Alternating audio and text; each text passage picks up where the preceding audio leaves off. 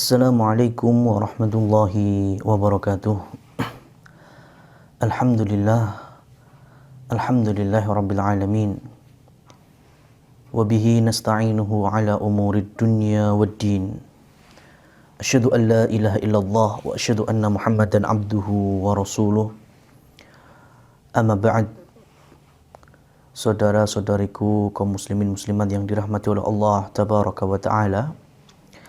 Pada kesempatan kali ini, insya Allah setelah kita mengambil pelajaran akidah di dalam Masail Jahiliyah, pada kajian tematik kali ini kita akan mencoba kembali menata hidup, lebih khususnya yaitu masalah al-iqtisad, yaitu ekonomi, yang sadar atau tidak, dirasa ataupun tidak, tetap terjadi perubahan yang cukup bahkan signifikan.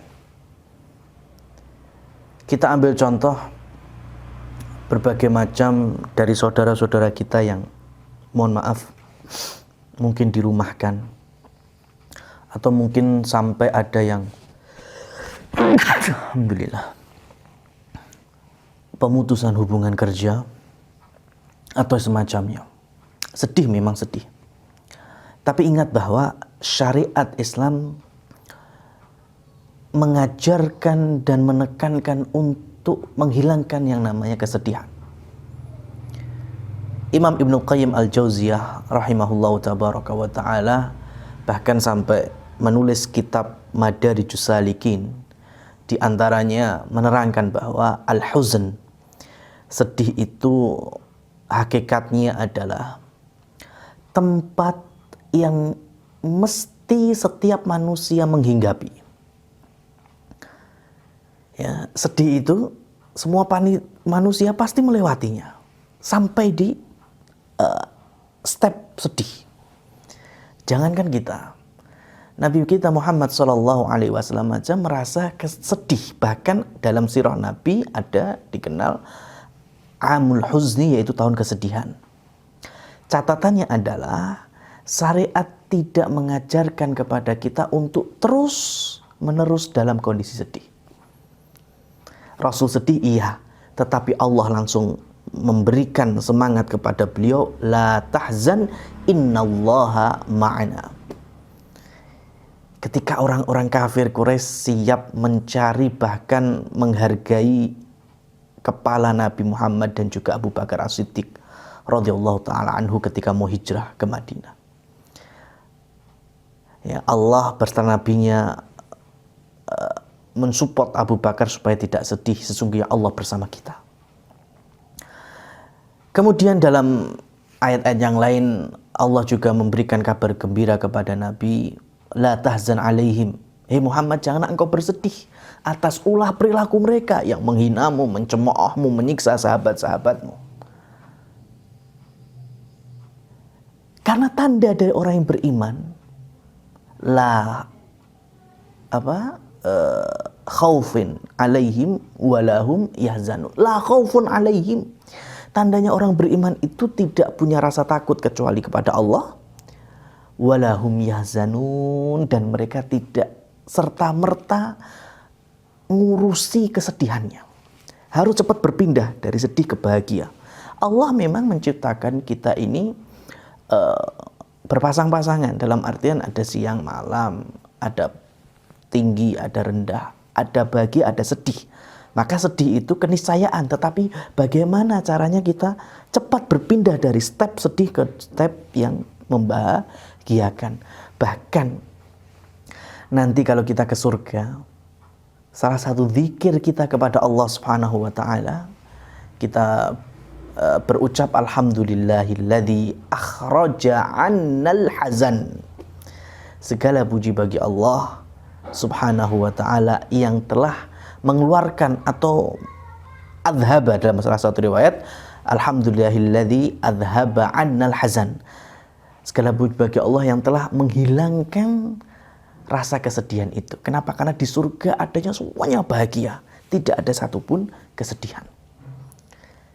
Nah, kembali ke benang merah kita, sedih karena mungkin hilang pekerjaan atau merosotnya mata pencarian dan pendapatan, maka semoga dengan adanya istilahnya dunia yang baru, mau diistilahkan new normal atau apapun itu, kita ini orang muslim muslimah, mukmin mukminah insyaallah, maka harusnya kita juga harus menjalani sesuatu yang baru, yang lebih baik daripada yang kemarin. Ya. Oleh karenanya kita akan mencoba melihat flashback bagaimana Umar bin Khattab radhiyallahu taala anhu memanage dan ngurusi pasar.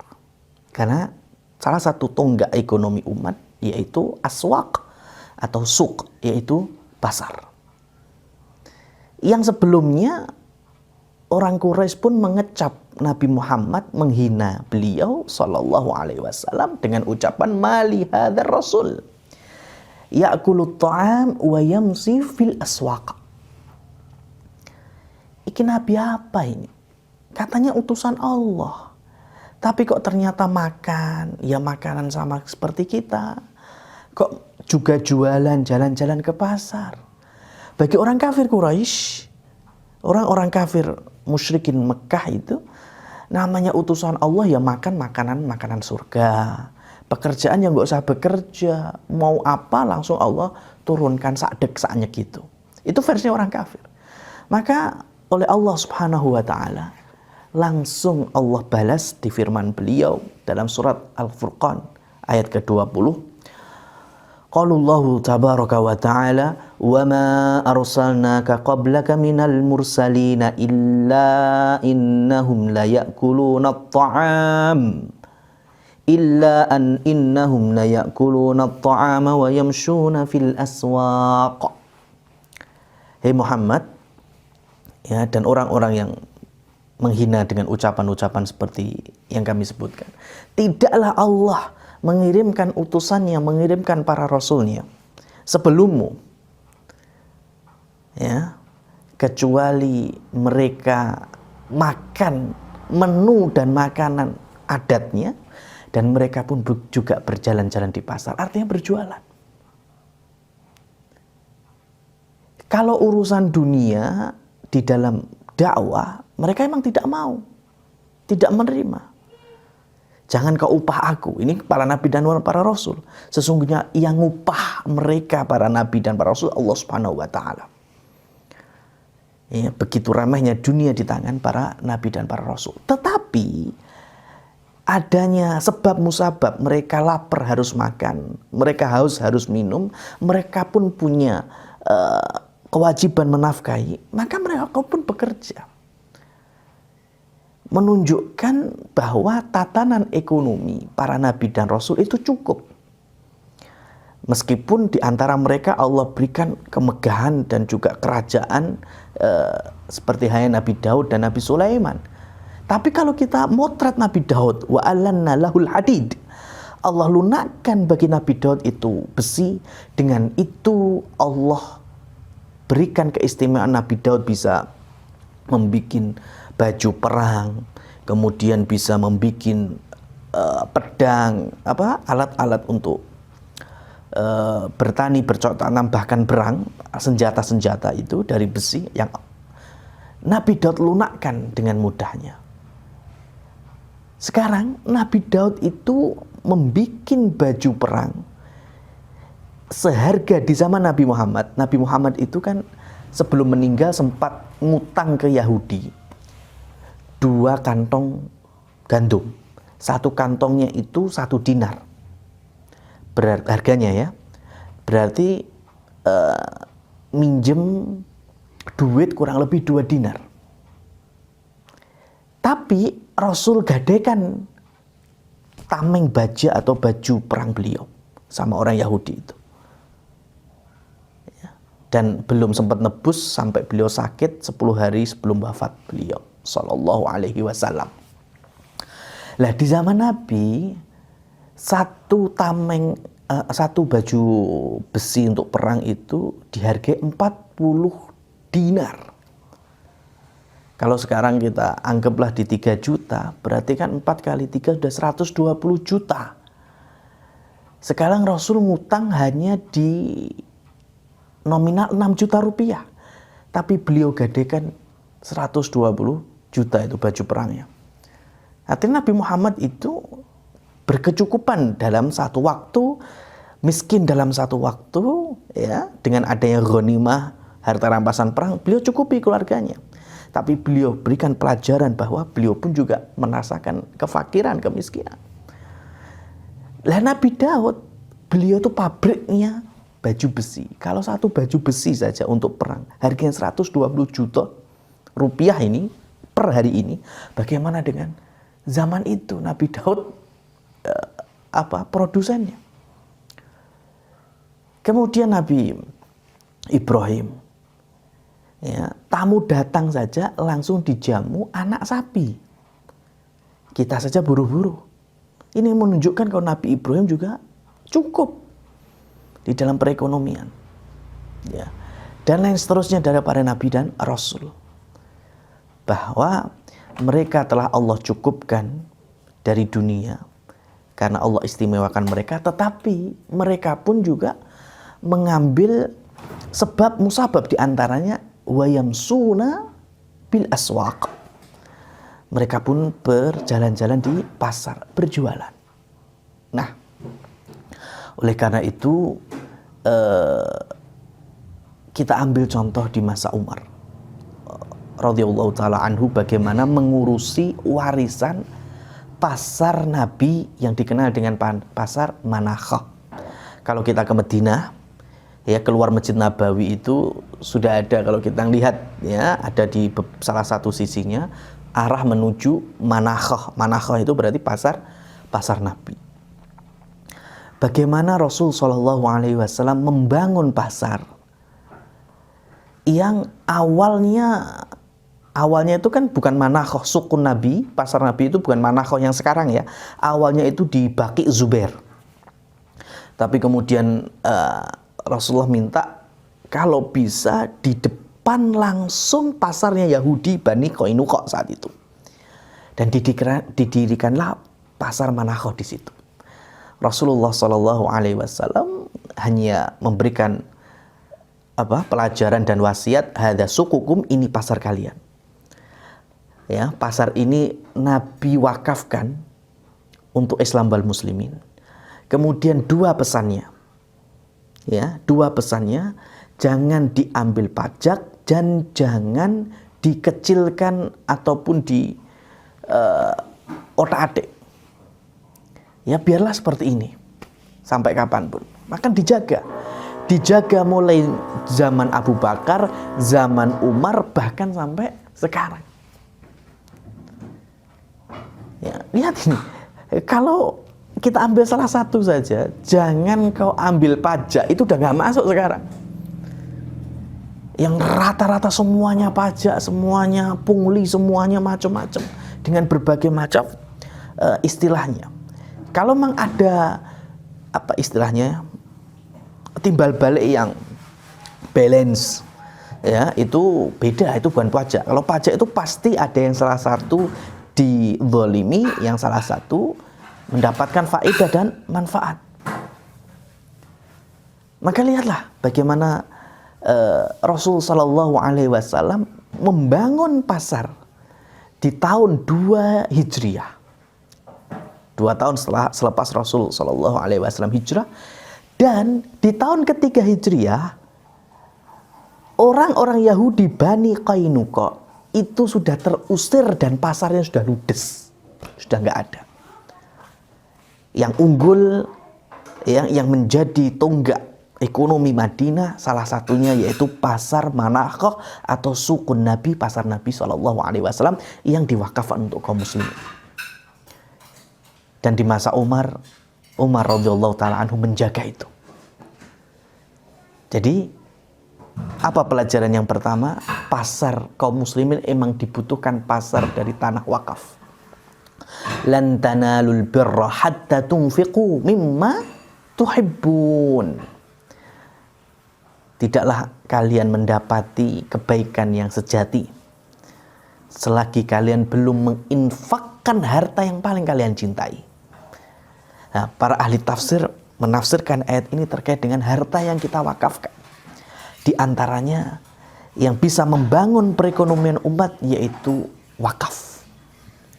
Silahkan berkali-kali dimanapun kami saling berbagi ilmu ini, semangat menggelura untuk mengiklankan dan mempromosikan, ayo dari kalangan kaum muslimin yang berharta, yang punya tanah, jangan cuma ya tetap baik wakaf untuk masjid, wakaf untuk madrasah, untuk pondok pesantren, untuk kuburan. Ini jangan lupa wakafkan pasar yang mana ini untuk kaum Islam dan muslimin, sehingga nantinya fikih Islam pun berjalan di situ. Karena kalau kita sekarang belum punya pasar khusus kaum muslimin, halal haram masih diterjang, ya, masih banyak. Sekarang bagaimana orang-orang kafir di Madinah bisa membedakan kok? Kalau pasarnya Yahudi di sana diambil pajak, diambil pungli, kaum muslimin tidak. Kemudian di pasar kaum muslimin siapa saja boleh menempati tempat. Ini juga PR besar. Kenapa Rasulullah SAW bersabda, Allahumma barik li ummati fi bukuriha. Ya Allah, berikan keberkahan pada umatku di waktu yang sangat pagi. Ya, ba'da sholat subuh itu. Kenapa alasannya? Karena pasar Nabi, dan ini nanti dijaga sampai di zaman para sahabat.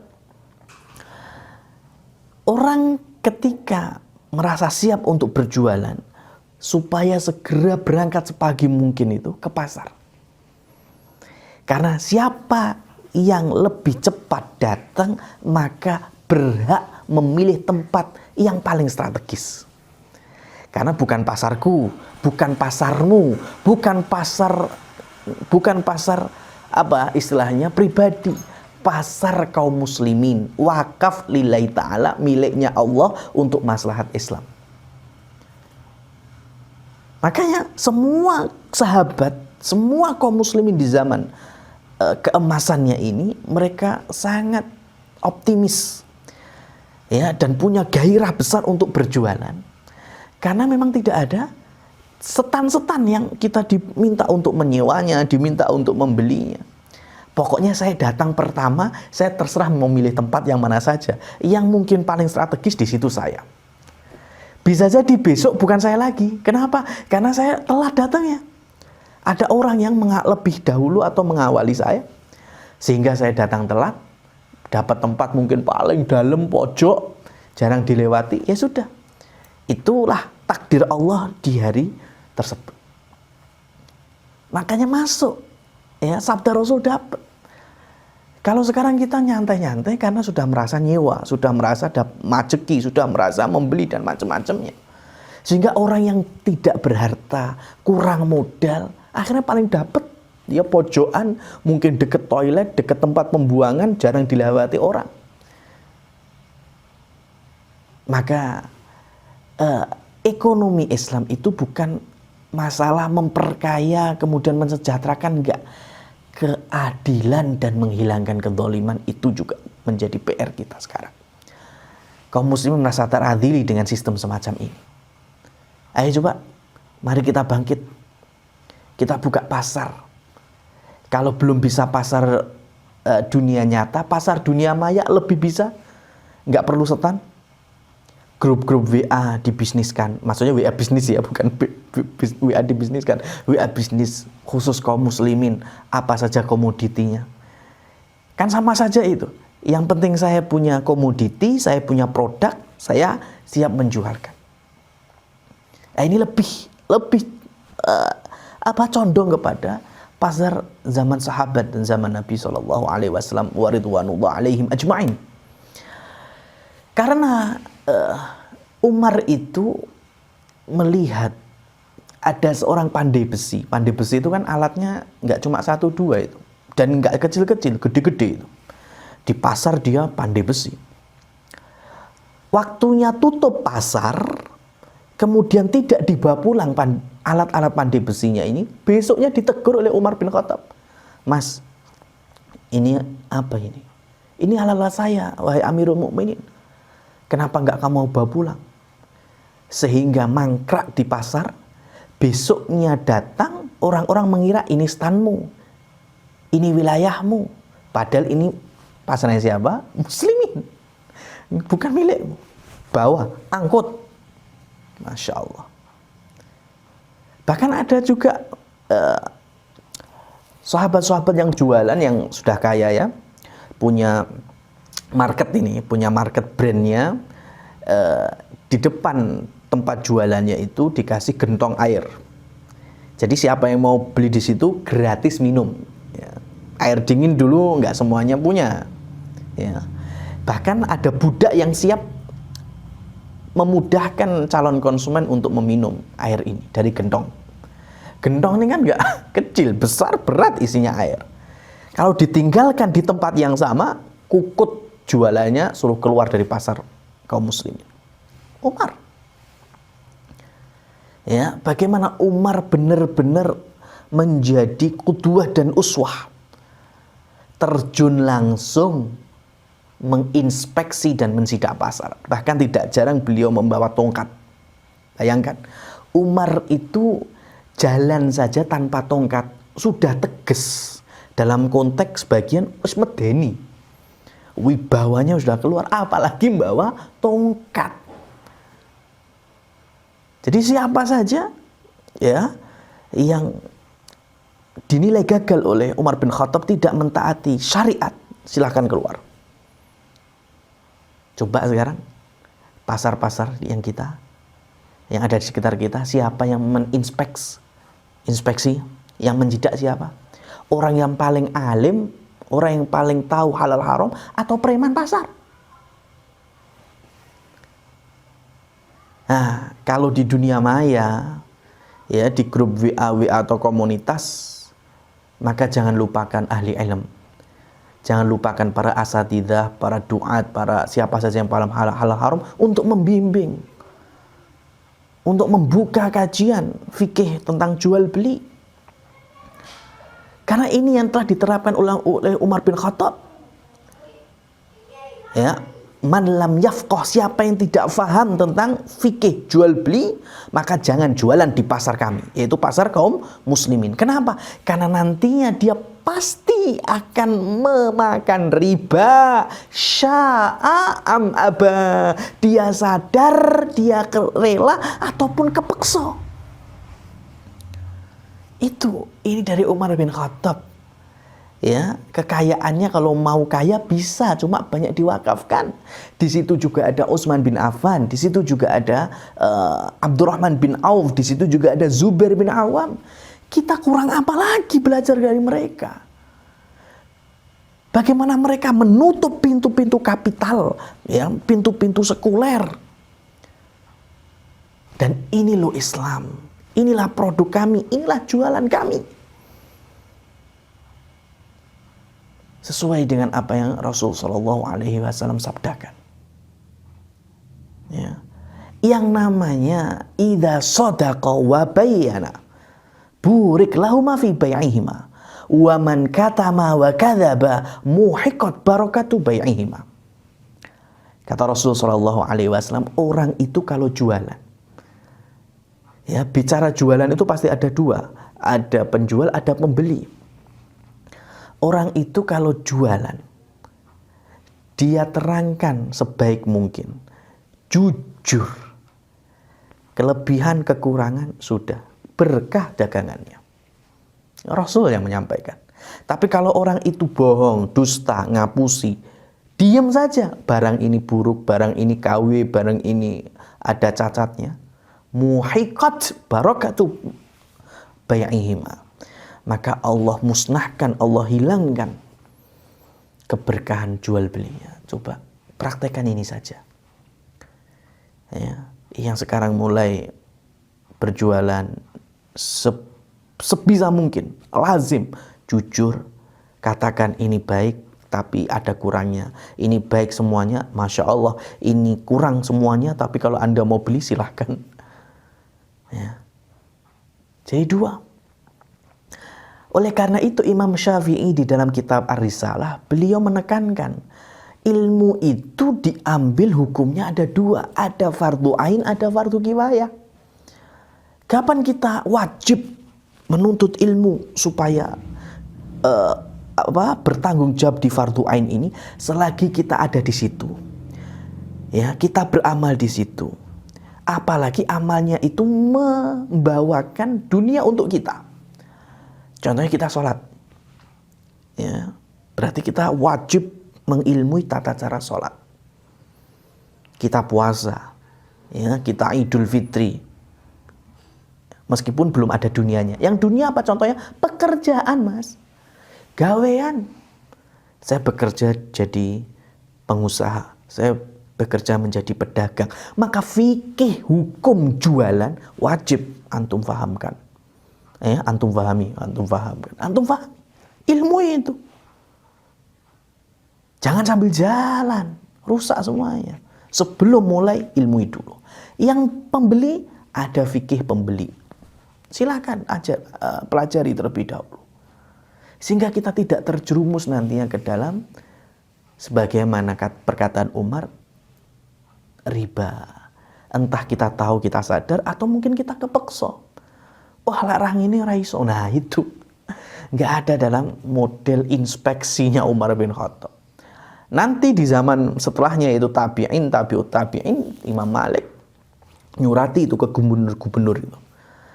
Ada beberapa bulan atau beberapa waktu dalam setahun harus dikumpulkan seluruh pedagang pasar, dites oleh Imam Malik. Tesnya cukup mudah sebetulnya. Ini boleh apa enggak, ini haram, ini halal. Kalau sampai gagal, keluar dulu, belajar lagi, baru nanti kalau sudah paham, masuk pasar lagi, jualan lagi. Ayo, coba praktekkan. Ini yang akan mengangkat Islam, ya, ekonominya bagus. Bukan masalah produk harus unggulan. Kemudian itu memang penting juga, tetapi harus didasari dengan keimanan. Sami'na wa ata'na terhadap syariat. Bagaimana kita ngerasa muslim, pengen mengegulkan Islam di atas segalanya, tapi masih nggak paham wa ahallallahu al-bai'a wa harraman riba. Yamhaqullahu riba wa yurbis shadaqat. Masih nggak paham. Yang mau jualan, ya, itu pun nggak paham bagaimana mengambil resiko. Nggak mau dia. Walhasil dia foto katalog-katalog pedagang yang lainnya, kemudian diiklankan, ya, siapa yang mau beli, kemudian ada calon pembeli, ada akad jual beli, duit sudah masuk, ditransfer, baru dibelikan. Ini apa-apaan? Ya, Rasulullah Shallallahu Alaihi Wasallam, ya, menegur di antara sahabatnya, la tabi' ma laisa indak. Janganlah kamu jual barang yang belum kamu miliki. Baru modal katalog-katalog saja, kemudian dipromosikan. Baru kalau ada orang minat, suruh transfer dulu, sehingga dia dapat modalnya ini, bahkan sudah dapat keuntungannya, baru dikulakkan. Baru kemudian dikirimkan. Mas, ini jualan modal apa seperti ini? Dan ini banyak kaum muslimin. Ya, oleh karena itu, ayolah kita ambil lagi. Di zaman Umar sampai membuat al-hisbah, pengawasan, pengontrolan. Pasar laki-laki dikasihkan sahabat-sahabat yang mumpuni.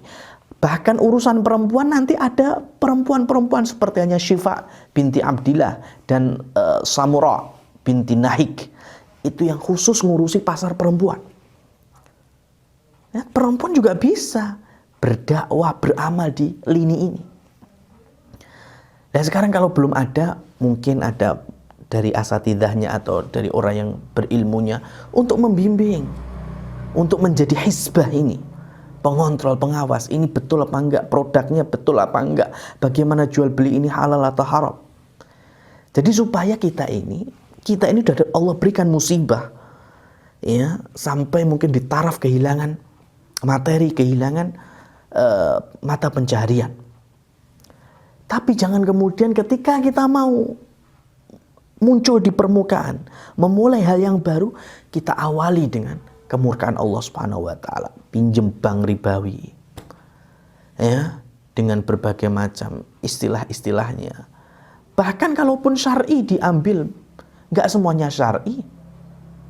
Mau pegadaian syar'i, syariah. Buktinya sekarang, ya, kalau saya gadekan, kemudian saya utang, enggak mampu bayar, ya, saya utang di pegadaian 5 juta. Saya gadekan mungkin motor saya 15 juta harganya. Di tempo yang saya enggak mampu, dijual motor itu laku 12 juta. Kira-kira sisanya dikasihkan saya apa enggak? Ya, apa itu semuanya diambil pegadaian? Nah itu, mana syar'inya? Ya, mau cicilan, ya, syar'i, tapi tetap ada dendanya. Nggak mau disebut riba, mau disebut bunga. Oke lah, orang jahiliyah menyebutnya faidah. Kurang keren apa itu? Ya, keuntungan riba itu atau kemurkaan Allah itu. Ya, jangan tersilaukan dan jangan terkhilafkan bagi orang yang sudah budek, saya pengen apa, sudahlah, akhirnya lari ke bank. Tolong, ya, kita pun sama-sama, namanya dunia juga kita butuhkan, tapi jangan sampai menerjang kemurkaan Allah Subhanahu wa taala. Jangan sampai kita meniupkan genderang perang. Kita ini makhluk yang sangat hina di hadapan Allah. Kenapa kita berani menantang Allah Subhanahu wa taala? Kalau mau jualan, ayolah kita sama-sama jualan. Mau usaha, ayolah kita sama-sama usaha. Ya, tapi tolong yang namanya dusta, kemudian memancing murka Allah, kita jauhi sejauh-jauhnya. Lihat bagaimana Umar bin Khattab, laki-laki beliau mengambil mantu itu kan putri anaknya bakul susu. Iya kan? Yang mana ketika Umar memberikan undang-undang susu dijual halus murni, tidak boleh dioplos. Ibunya malam-malam bilang ke anaknya, putri anak, oploslah dengan air. Bu, Umar, undang-undangnya nggak boleh. Ibunya menjawab, Umar nggak tahu, nak. Putrinya bilang, Umar memang nggak ngelihat, bu, tapi Rabbul Umar, Tuhannya Umar, yaitu Allah Subhanahu wa taala, maha melihat. Ngepasi Umar sedang inspeksi mendadak malam-malam harinya. Wah, ini calon mantu jos ini. Akhirnya benar dipek mantu oleh Umar. Sekarang bayangkan ngoplosnya itu loh ya, susu halal dioplos dengan air halal. Itu saja sudah dinilai khianat di zaman para sahabat. Nanti ada lagi larangan mengoplos susu, ya, itu antara susu sapi dioplos dengan susu kambing atau sebaliknya. Bayangkan ini, susu sapi halal, susu kambing halal, dioplos pun itu masih halal loh. Tapi karena ini undang-undang mengharamkan, maka terjadilah khianat. Coba sekarang susu dioplosnya, ya, bisa dengan macam-macam. Orang terkadang kita creamer aja sampai dibilang susu, padahal mana susunya itu creamer dibilang susu. Belum nanti susu cuma segini, sirupnya banyak dibilang susu murni. Apalagi makanan-makanan yang lain, tambahannya, oplosannya ada burak, ada pewarna pakaian, macam-macam. Ya la haula wala quwata illa billah. Kita beriman, kita berusaha kembali, ya, dari keterpurukan, tapi satu catatannya, bawalah Allah di dalam segala urusan kita, bawalah syariatnya, bawalah halal dan haram. Jangan kemudian kita menggadaikan murahnya dunia ini. Ya, murahnya dunia ini ibarat bangkai kambing, ibarat nyamuk dan lalat. Ya, jangan sampai Allah Subhanahu wa taala murka dengan urusan-urusan yang hanya sebatas duniawi kita. Aku lu qauli hadza, mohon maaf kalau ada khilafnya, tutur katanya. Kalaupun kurang jelas bisa ditanyakan di waktu tanya jawab. Insyaallah kami jawab semampu kami. Fasubhanakallahumma wa bihamdika asyhadu an la ilaha illa anta astaghfiruka wa atubu ilaik. Wa akhiru da'wana anil hamdulillahi rabbil alamin. Wassalamualaikum warahmatullahi wabarakatuh.